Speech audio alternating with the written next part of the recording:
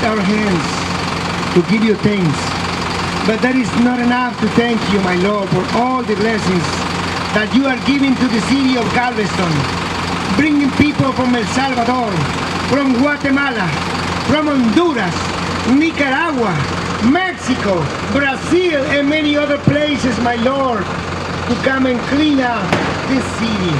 And not only that, my Lord, you're bringing people from Ohio, from Wisconsin, from Washington, from California, from Arizona, from all Texas states, from Florida, from Georgia, from all Mississippi. My Lord, thank you, because you're bringing people from all places to help, to lift up this city, the people of this city, my Lord.